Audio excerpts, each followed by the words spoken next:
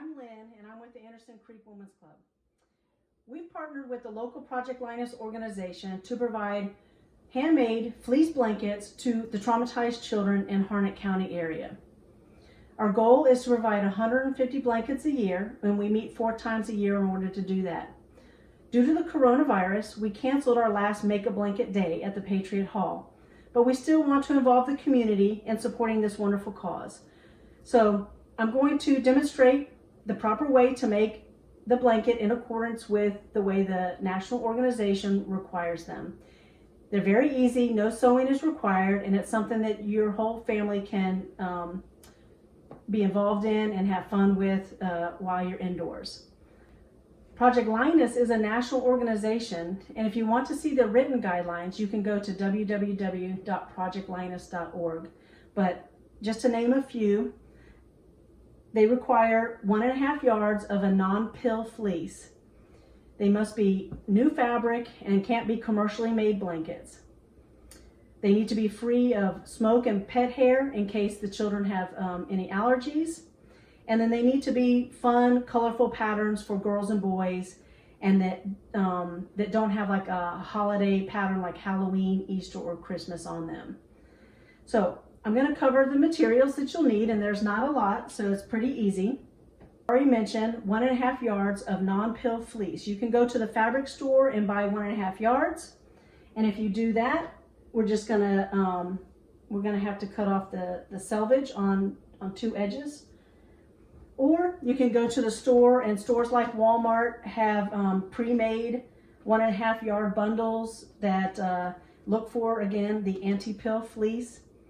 1.5 yards of it, it's already been cut. You don't have to do that either. You don't have to have it, but a yardstick will be helpful, and you'll see that as we are making the blanket. A pair of scissors, which everybody should have. And then I've cut out a template. One is a 1.25 inch by 5 inches cardstock, something hard, and then a 5 inch by 5 inch template that we'll use for the corners. So that's all the materials you'll need. And now we'll get busy making some blankets.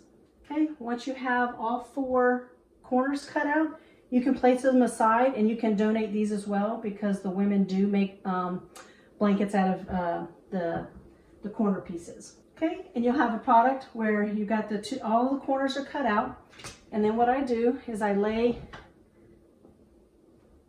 the fabric across the table, and you want an area that's nice and clean, and again free of pet hair and other stuff that may cause issues if people have allergies. And you're going to get out the other template, which is 1.25 inch by 5 inches. And this just helps you cut all of the sides in the same standard length, so that when you tie it, it looks nice and pretty. So you just put it up against the fabric, and you cut your strips by using this. Again, they're all going to be 5 inches long, and they're all going to be around the same width. What I've done is sometimes this goes a little slower, so I really don't use the template. This is where the yardstick that I talked about, you don't have to have one. If you don't have one, it's not something you have to run out and buy. But it just helps me go a little bit faster. And what I do is I take the yardstick and place it on the cut edge, because we already cut out 5 inch by 5 inch. So I put that at the top there, and then my yardstick's not long enough to cover the entire fabric, so I just make sure that it's the same 5 inch long here. Okay, once I have that, I use my yardstick as kind of the guide, and I just visually look at my width. Typically, to get 1 inch, your thumb at the knuckle is about 1 inch. So as you're grabbing the fabric, if you want to just measure it from the crease in your thumb, maybe to the end of your thumb or fingernail or whatever, and you cut all the way up to your yardstick or board or whatever you have up there that's your your boundary at the 5-inch mark, then they're all going to be fairly standard size, and it goes much faster. And you're just going to repeat this on all 4 sides. Oh, moved a little bit. You're going to repeat this on all 4 sides of the blanket. Okay, so once all 4 sides have the strands cut out, then all you're going to do is tie a knot into each individual strand. There's a couple different blankets and the ways they're made, but Project Linus requires it to be made this way: 1 tie or 1 strand with 1 knot in it. And you want to stop about a 1/2 inch before the end of the fabric so that your fabric lays flat.